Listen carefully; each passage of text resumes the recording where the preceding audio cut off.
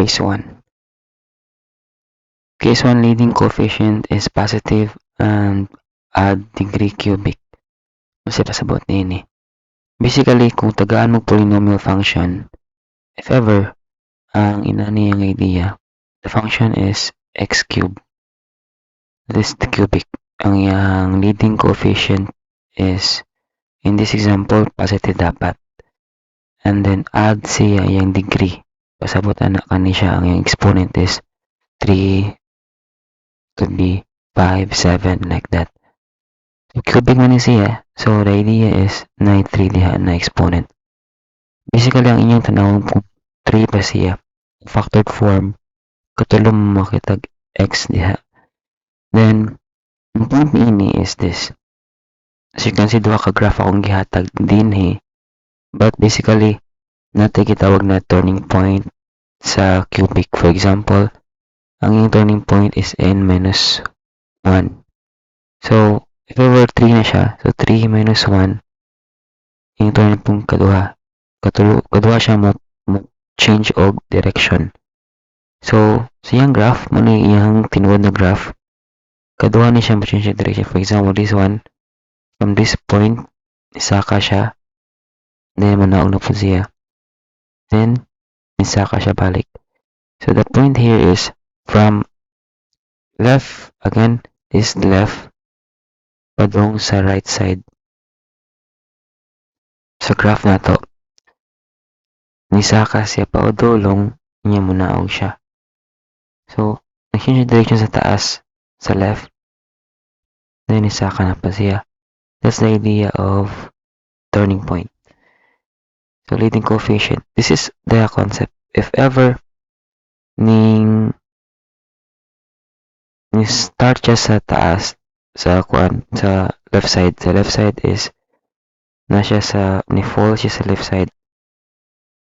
Nasa pinakaubos. So, then sa right side, nisaka siya. So, rise. Fall sa left, sa right kay rise. Basically, mo na ang idea. Then, I suggest, magsugod mo sa leading coefficient. Kasabot niya na yung tupad din na number. So, basically, ang yung tupad din is 1. Then, if ever positive siya, therefore, ni-fall siya una, ang siya pinakaubos, then after na nakaturning point siya, ang finale niya is rise.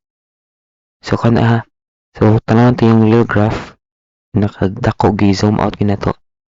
Fall siya una din then, ang yung finale is rise. Pasaka yung finale. So, more na lang ninyo sa case 1. Okay? Let's now proceed sa case number 2. Or let's have an example din siya. So, muna itong idea. First, given the case niya, example na pod. So, similar sila. Ang leading coefficient here is 1. Positive 1 ihapon. And then, ako'y ni class. One na ito na discuss sa previous. In the previous idea here, what's the purpose of x minus 1, x plus 2, x minus 3? This is now the x-intercept. Masabot na ng x-intercept kung asa kasugat ang graph sa x-axis. Ang kanang kahigda niya. So, ato sa i-clear ang ato ang kwan para mas magkaroon ninyo. If ever, hindi siya tapita din ninyo ng tanawon, this is x minus 1 equals 0. So, plus 1, plus 1. Therefore, ang atong isa ka root, these are roots actually. And here x is 1. Basically, ang y ni ani kay 0. So, therefore, in this graph, natay x is 1. So, here is the idea here. Muna si 0 1 to x kay positive 1. Okay? So, reason din niya. Muna siya ang point diha lapita. 1 ang yung x, 0 ang yung y. Muna din if ever kaniyang tanawon po x plus 2, therefore x plus 2 equals 0. Same process, minus 2, both sides, x is negative 2. Kaya negative 2 po mo ni siya dinilipita. So, negative 2 ang x, ang y to kay 0.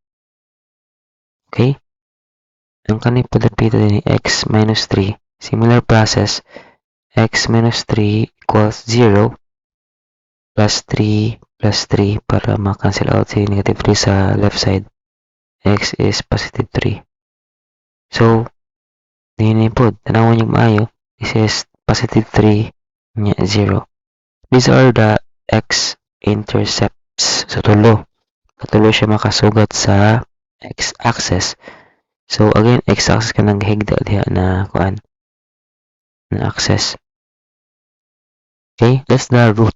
These are what we call the roots of this polynomial function. Okay, now let's proceed sa case number 2. Ano na case number 1 yapon. But the point here is, basically na root daan din makita ninyo. So this is very simple ka na answer daan. X minus 2, therefore ang root niya is positive 2. X plus 3, ang root niya is negative 3. Then x minus 4, ang root niya is positive 4. So basically mo ni siya dapita din this is 4 negative 3 0. And this is 4 positive 2 0. And this is 4 positive 4 niya 0 ang y. Then ang iyang whole graph is this in nasa pika side. Ako na siya gi-zoom out. So again, this is the idea. Since positive siya, again positive gani ang leading coefficient, mag-start siya sa falling siya, fall ang yung nitabo. Yan i-rise ang katapusan niya na arrow. So basically magod never ending na siya, infinity. But for the sake of graphing lang, mag-start sa fall padung sa rise mo na si positive na cubic. Case number 1 pataan na. So proceed sa case number 2. Sa case number 2, negative ang iyahang leading coefficient. Take note ha, dili ni siya always 1, diha pwede ni siya ma-3, negative 4, and so on and so forth. The point here is, question ani is, unsay roots niya? Sa point sa roots, this is all about the x-intercept. And how to do it or to solve it, ato ra equals 0. For example, x minus 4 equals 0. So therefore, x is positive 4. So basically, y niya kay 0 man, kay intercept good, nakasugat sa x. So if you can see, here, nilapita, 4 na siya, niya 0 yung x. Now, anong usap? So here, if ever mo continue ta, x plus 5 equals 0. So therefore, x is negative 5. So mo nilapita din sa kilid. So this is negative 5, niya 0. Then, x minus 6. Ato po ng solvon, x minus 6 equals 0. Therefore, x is 6. So, mga napita din So, 6, 0. So, in yung whole graph, kung ato na siyang i-zoom out using the Desmos or any graphing calculator, you can have this one. So, muna siyang yung graph. Then, notice that negative yung symbol diha. So, therefore, bali siya. This is starting siya sa rise. From left to right, gikan sa left patong sa right. Ang last niyang destination is fall. So, think of it lang na metaphorically. Ni rise siya, ni fall. That is a negative idea. So, from rising, ni fall ang katapusan. To give you more example, here's another example. For the cubic function, negative 2. Again, negative 2 ang leading coefficient. So, therefore, if leading niya is negative, multimitable. Mag-una sa rise, niya padulong sa fall. From left to right. So, yung direction, mag-una mo sa left, padulong sa right. given the access. So take note, naghatandaan din niya ang negative 1, 0 sa iyahang gitawag na root anhi. So x negative 1, ini po na x niya is positive x. So kung nakita ninyo din ha, klaro kayo na sa graph, i-zoom in na nato. Iyahang x equals to din eh, this one is positive 3, 0. Take note, nakuha na itong tanang roots. Basically, ang roots dapat rin nyo na siya equal sa 0 sa iyang y because the y there is 0 already. And then, ang iyang graphing, nagbehave siya from rise to fall. Yan yung mga roots niya mo na nasa x-axis na nakasugat. Basically, I can repeat din eh. Tulogin na siya. Yung turning point, duha kay 3 minus 1. Change of direction, una yung turning point. So that's for the graphing sa cubic, case 1 o case 2 to kanina. Okay, let's now have the case number 3. In case number 3, this is leading coefficient is positive and even ang degree. Even ang degree ka ng x squared, x to the 4th power mo na siya. So, kung nakabantay mo x, upat ka bukang x diha. Ang leading niya is positive 2. So, what will happen? So, actually, ang idea sa positive concept na leading coefficient degree is like this one. This is the idea. This is the real graph actually. That's why di kayo na siya ma-zoom in into W. So, ang concept niya, if positive yung leading coefficient, from left to right mo na may tabo. Sa left, nakita mo din sa left o rise. So, as you can see, from that one, ituyog siya kaduha. Katulo siya, ituyog, actually katulo. Kaya 4 minus 1 man. Katulo siya, nag-change of direction from left. I-change po siya, 1, 2, 3 balik. So, katulo siya ni turning tinapita. So, rise ang iyang concept because positive ang iyang leading coefficient. Ni-rise siya sa left o ni-rise po siya sa right. Mo ni concept sa case number 3 na to. Similar gyapon ang roots niya. Punta na gani unsay root ani na given. Basically again, equal 0 na siya, may mo na siya x negative 1. Equal 0 din may mo siya x positive 2. And obviously makita din dapita. So kani pod x positive 3 nya x negative 4. So here, as you can see, negative 4, 0. Kani this is negative 1, 0. Nadapita din na. Kani pod positive 2, 0. Kani po din napita is positive 3, 0. So, as you notice, this is just the zoom in version. Ang real niyan, ang pinaka-zoom out mo na sa right side ninyo. Okay? To give you more example, here's another example. Again, mo siya gwawawin ba or letter W. From left ni rise siya again. And sa right ni rise po siya. So, if a question, examine the quadratic function. Dinidapita, pakita ninyo ang root niya, x positive 2, x negative 3, this is x minus 1, that's why positive 1 siya, and so on and so forth. The point here is this, naklaro din napita na negative 5, 0. Ang pong root niya is negative 3, 0. Ani napita 1, 0, and 2, 0. So, ang graphing ninyo ani maginana gina siya. Pinakauna is the root. Pinaka-target niyo ang root. Makuha niyo yung root. Pwede na mo maka-form o inayon na concept. So, kanina kabantay mo ni sa right side. Wow, W gina siya mo siya wawawin. But, it's not really easy kay the graph is very small and magdepende gina siya. So, we will just focus on the root and everything will just go into place. Again, rise, ang iyang starting point, rise po ang iyang ending.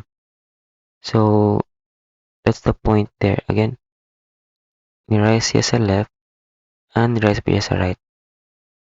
So, that's the case number 3. Now, let's have the case number 4. In the case number 4, kung ang sa case number 3 is rise, sa case number 4, this is fall ang iyahang introduction. So, sugod siya sa pinakaubos, then, munaog siya sa pinakaubos pod. So, fall siya sa right side o sa left side. Pareha sila. Falling or pwede falling. Falling siya sa left side, padung sa right side is falling gyapon siya. So, muna siya behavior. Similar gyapon sila na ang pagkuha sa root is equal sa niya sa 0. Therefore, kan napita negative x negative 2 mahimo na siya positive 2. So, x positive 2, x negative 3. So, basically, imo ra pangitang opposite niya. Positive 4, x negative 5. Then, mauna na siya. Tanawon ninyo, negative 5, 0. Kani dinhi kay negative 3, 0. Kani positive kani siya. Positive 2, 0. O then last is positive 4, 0. So, again, ano man sa ubos ni Agi. So, fall siya. And then, mag-ana siya. Napita din niya. Maka-fall na po siya balik. Mo na yung concept yun niya. Pinakadako niya na graphing din napita sa right side. Makita ninyo. So, that's the leading coefficient. Basta negative. Mo siya letter M. McDonald. M. Basta negative ang leading coefficient. Now, let's have another example. Again, this is letter M. So, sa right side, man yung pinaka-graph niya. It's really small. But the essence here is negative 4. Therefore, this is, natawag siyang negative ang iyang graphing. Then, 1, 2, 3, 4, upat man ka-x. Therefore, even in degree. And then, if you equate this into 0, we have x positive 1, x negative 2, x positive 3, and negative 4. So, don't find the idea of this one. But the point here is, negative siya nagsugod. Mo-fall siya negative pod. Actually, there's a point here. Third quadrant siya nagsugod. Mo-fall siya sa first quadrant. But, technically, mo na may tabo. But, basically, more siya letter M.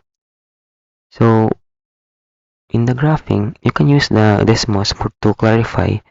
But take note, you have to emphasize the root of the given function, the polynomial function. So if you're done, and if you want to review the basic idea of graphing the polynomial function, again, you can start with the leading coefficient. After the leading coefficient, the next target is to get the root. So if you don't have any concern, please answer the group activity. Thank you.